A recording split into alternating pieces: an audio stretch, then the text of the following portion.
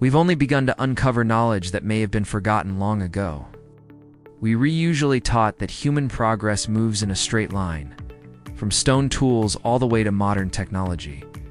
But what if that line isn't straight at all? What if it's a circle? Could it be that thousands of years ago, civilizations held advanced knowledge and technology that later vanished with time?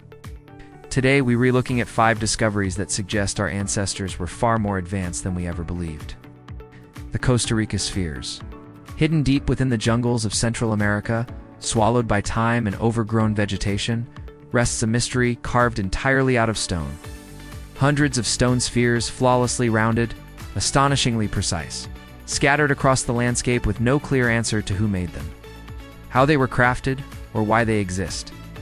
Back in the 1930s, when workers cleared parts of the Costa Rican jungle to make way for banana plantations, they stumbled upon something truly extraordinary: dozens of massive stone spheres. Some were small enough to fit on a table, while others were gigantic, weighing up to 16 tons, as heavy as 2 fully grown elephants. But size alone isn't what amazed archaeologists. It's the perfection.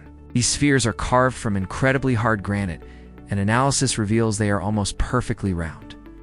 The level of precision is astonishing.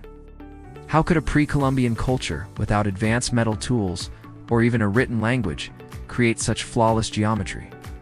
The exact method remains a mystery. Some theorists believe they were painstakingly chipped and smoothed using stone tools, possibly aided by cycles of heating and cooling to crack the rock. The remarkable consistency across hundreds of these spheres hints that the makers used a refined and perhaps forgotten technique to achieve such perfection. Which brings us to the bigger question: why? What purpose did they serve? Some of these spheres were discovered arranged in groups, forming straight lines, curves, and even patterns that seem to align with the stars. Were these spheres a massive celestial calendar? A map of the stars? Some researchers think so. Others suggest they may have marked the burial sites of powerful chiefs or served as markers for tribal territories. Whatever their function, they remain today as silent enigmas. Timeless guardians of a culture that mastered stonework and geometry, only to have much of its knowledge erased through conquest and the passage of centuries. The Piri Reis Map. In 1929, inside the quiet, dust-filled halls of Istanbul's Topkapi Palace, a discovery was made that would shake our understanding of history. A map surfaced that depicted a land no European of that era had ever seen. A land buried beneath miles of ice. This map, drawn on gazelle skin in 1513 by the Ottoman admiral and cartographer Piri Reis, is astonishing in its detail. It outlines the coast of Western Africa, the eastern edge of South America, and even the icy southern continent of Antarctica. But here's the paradox. Antarctica wasn't officially discovered until 1820 in its coastline. It's hidden under thousands of feet of solid ice. So how could Piri Reis have charted it? According to his own notes scribbled in the margins, he compiled the map from far older charts, some believed to originate from the fabled Library of Alexandria, dating as far back as the 4th century BC. Modern seismic surveys have since revealed the contours of Antarctica beneath its thick glacial cover. When those maps are compared with the Piri Reis chart, the similarity is nothing short of jaw-dropping. Dos and T show Antarctica as we see it today. It shows the continent as it would have appeared before the ice took hold. This implies that the original sources Reis used came from an era when Antarctica was ice-free. The last time Queen Maud Land was not buried under ice was over 6,000 years ago, long before the pyramids of Egypt were raised, in an age we typically call prehistoric. So who were the ancient mapmakers capable of charting a frozen continent thousands of years before recorded history? Could it be that these cartographers belonged to a lost global seafaring civilization? 1. Advanced enough to map the entire world using technology far beyond what we believe possible for the time. Perhaps a culture whose knowledge survived only in fragments, passed down and eventually copied by explorers like Piri Reis, the Yonaguni Monument. Beneath the clear blue waters off the coast of Japan lies a riddle that continues to divide scientists and challenge history itself. Is this a natural geological formation shaped over millennia by ocean currents? Or are we staring at the submerged ruins of an ancient city, built at a time when humanity was barely stepping out of the Stone Age? Discovered in 1986 by a diver searching for hammerhead sharks, The Yonaguni Monument is a colossal complex of sandstone formations. At first glance, it looks like something out of myth. But on closer inspection, details emerge that are difficult to dismiss. Sharp, clean right angles, terrace steps that seem carefully cut, twin monoliths that look intentionally placed, a straight trench running alongside, and a wall that appears to have been neatly carved and stacked. The scale alone is staggering. The structure stretches as long as a jumbo jet. Geologists argue it could all be the result of seismic activity breaking the rock into natural patterns. But take another look.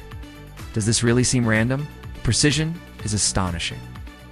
If this is purely natural, then it might be the most architecturally convenient coincidence our planet has ever produced. Adding to the puzzle are two perfectly round holes drilled into the base of the monument, as well as an intricate, almost ceremonial arrangement that mirrors megalithic stone sites found in other parts of the world. The chances of all these features occurring by accident are unbelievably slim. And if it is man-made, that's when the timeline becomes truly earth-shattering. For this monument to have stood above sea level, where workers could have carved it, it must have been constructed during the last thousands of years before the pyramids of Giza were even imagined. It predates the earliest known civilizations by millennia. So who were these builders? What kind of advanced knowledge of stonework did they possess? And what catastrophic event forced them to abandon their megalithic city to the ocean? The Nazca Lines. Now, imagine one of the greatest ancient mysteries on Earth being so massive that it can be seen from space. Oh, and if you had less than $1,000, you could fly above it and witness it yourself. These are the Nazca Lines. While their purpose is still debated, the bigger puzzle is this: how were they created with such extraordinary precision? Dating back more than 2,000 years, these geoglyphs are far more than random sketches on the ground. The Nazca people formed them by carefully removing dark surface stones to expose the lighter soil beneath. It sounds simple, but the scale and accuracy are anything but. Some figures stretch over 1,200 feet in length, maintaining flawless proportions. The straight lines extend for miles without a single deviation, cutting perfectly across hills, valleys, and uneven terrain. So how on earth did they manage to design something so immense and so precise? Many theorists suggest they may have used simple tools, and some suggest the Nazca people used simple surveying methods: ropes, stakes, or scaling techniques. But the truth is, recreating that kind of precision today, at such a massive scale, would require a multi-million-dollar engineering effort, which raises the question: what knowledge did they possess that we've lost? And from there, an even bigger mystery emerges. Who were these enormous designs meant for? Were they created for the people themselves, as offerings to their gods, or perhaps for something or someone else? So reality is, we may never have a definitive answer. But that's exactly what makes the Nazca Lines so fascinating. Unlike artifacts locked away in museums, this is a mystery you can actually visit. It's not hidden behind glass. It's out there, carved into the desert, waiting to be seen.